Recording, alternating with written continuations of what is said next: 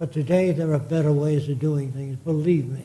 The books I recommend, The Tyranny of Words, Language and Thought and Action, Semantics, General Semantics by Korzybski, called Science and Sanity. These are the books. If you got a good memory, good. If you don't, write it down.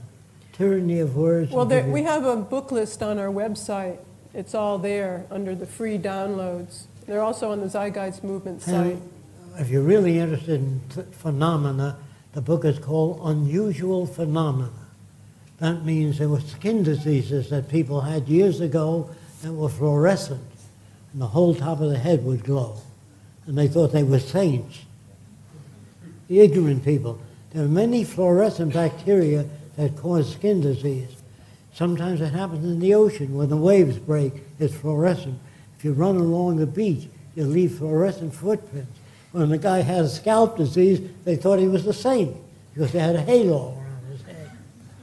In other words, many ignorant people still prevail in religion. It isn't religion that's bad. You know, there were many people in the world that were very bright, like Larry King. He once said to me, "Jock, what do you think of Christianity?" I said, "It's a wonderful idea. When are they putting it into practice?"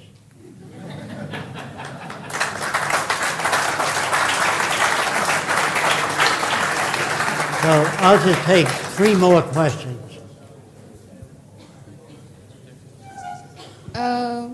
Good afternoon. My name is Elena. I'm an engineer. I'm studying the Venus Project for the last 5 years, so I know everything about it. My question is, if I'm a best friend of the director of IEEE, International European Engineering, how can you sell me this? How can you convince me to work for you? Because I'm fighting with these stubborn people for the last 5 years, and I have no idea how to convince them to work for this, to explore this. She wants to know how to get engineers to support this. Engineers will never support this until they're thrown out of work. Only when people lose their homes, their jobs, do they give a damn about anything. Otherwise, they really don't care.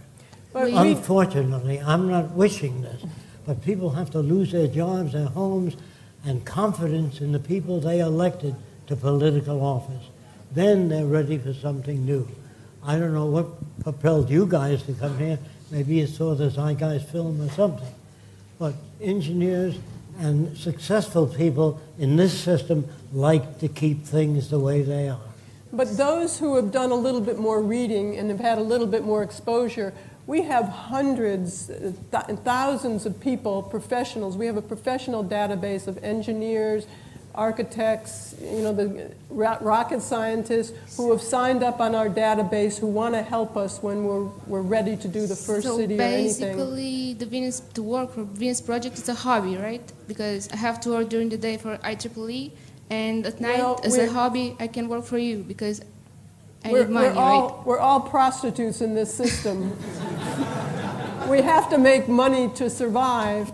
But there are hundreds and hundreds of people who are volunteering and working with us. We have the Venus Project Design Team website, thevenusprojectdesign.com, which unfortunately right now has been hacked into, so it's down for a little while.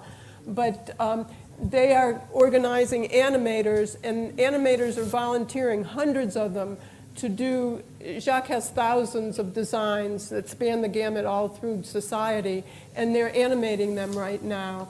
So, and CAD people are drawing them. So there are different people who are volunteering at this time to do different things. So if I already explored more or less Europe from this point of renewable energy point of view, what can I do to be a volunteer and to join you in this engineer team?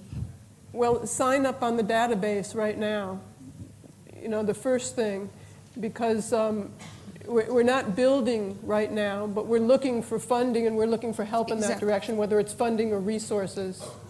But there will be a time when we need engineers. And I can use the website to get in this database? Yes. Okay, thank you very much. Thank you. Wait, there's a lot more. Is this working? Oh. Yes. My question is very direct. Do you think that the resource-based economy can be sustainable if the problems of overpopulation continues? Problems of overpopulation will produce serious problems in the world. If the Earth can support 3 billion people, if you go ahead to 6 billion people, there's going to be malnutrition, diseases, problems, invasion of one territory that has water. So you must maintain the population, not in accordance with what Fresco wants, but the carrying capacity of the Earth's resources. Anybody that doesn't understand that? If you have so much resources, you can only support so many people, unless you invent a new resource. So we must maintain a population that the Earth can support. And we'd have to do that essentially through education. But I think when the resource-based economy comes about, depending on how much work you people do to make it come about, because we can't make it happen alone, then there'll be so many options that I think people will be less interested in just having kids. Today, women are given a role to have a husband and have children, and not even taught how to raise them. It's the strangest thing, you know. We go to school for years to work on a jet engine. They don't let anybody touch a jet engine. They have to go to school for years. Yet children have much more connections and parts than a jet engine, and we don't get any training in that.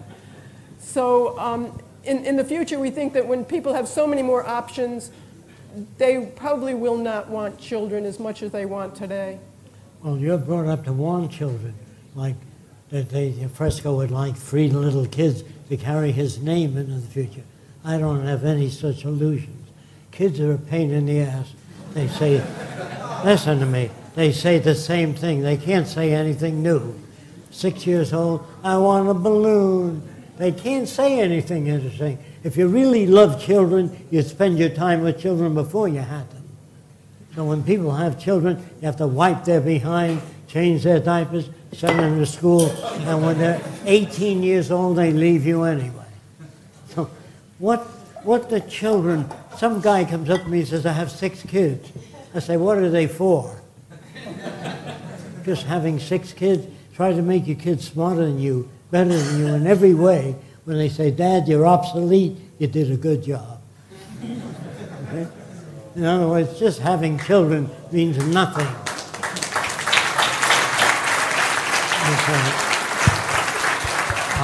I want to thank you for coming. When you leave here, if you do nothing, if you don't talk to people, nothing will happen. Thank you for coming.